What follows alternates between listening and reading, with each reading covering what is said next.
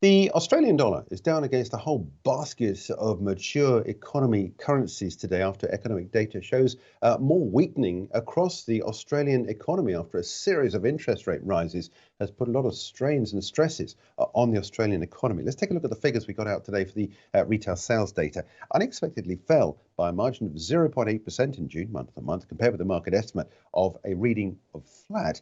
Now, this was the second time a drop in retail trade so far this year as cost of living pressures continue to weigh on consumer spending. Like in a lot of economies, we've got high inflation remaining. Let's take a look at what's been happening. We've got a short trade across the board for the Aussie today. And in fact, in today's session, we've gone below the 76.4% retracement on this fib here. Now, when you talk about technical analysis, you can obviously draw your lines any way you want.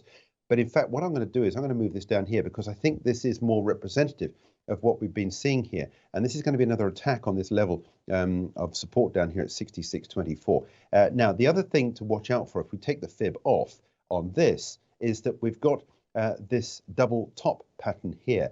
When you trade a double top pattern and you get a projection down, I want to highlight where that is exactly. It's there with that double top, and you've got this reversal now. This is a keen line of support to watch out for at 65.97. With this weakening Australian dollar, we know from the recent tonality from the Fed that we've got more interest rate rises to come in the States. Expectations are now that the Australian Central Bank could now be done. Now, if you think that that double top pattern is going to succeed, you draw a line there, copy that, and when it breaks down here, you've then got your new projection, your new line to watch out for, which is there, which coincides pretty much with the lows we saw back on the 7th of November 2022. So the way to trade this is to, if you haven't already opened a position on the short on this, if you've got a short, obviously you want to continue to bring your stop loss in to keep the profits locked in. I would wait until you get a candle close below the 65.97 down here. You get a candle close below there.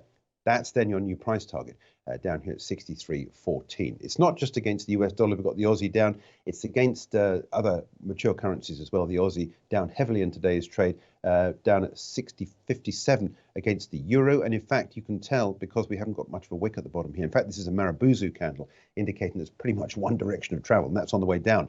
We don't seem to have any buyers at this level down here. And 60.58, your price target is 60.22. And then if you get a break of that, you're then down to this new level down here. And also against the Japanese yen, there's a very close correlation between the Australian and the Japanese economies because they work in part together on various things. Japan is a big importer of raw materials, which comes from Australia.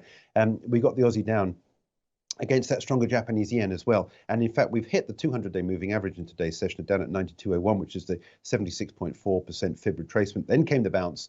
Now, my expectation is potentially here that we could well get some, if we see this line holding here at 92.01, which looks at the moment at least to be the case, then there's a possibility, I think, going to next week, we could well be buying the Aussie against the Japanese yen, but we'll have to see how things develop. But the broad sweep of things is that the Aussie is down against a whole basket of currencies in today's session because of the weaker economic data coming through in the Australian economy.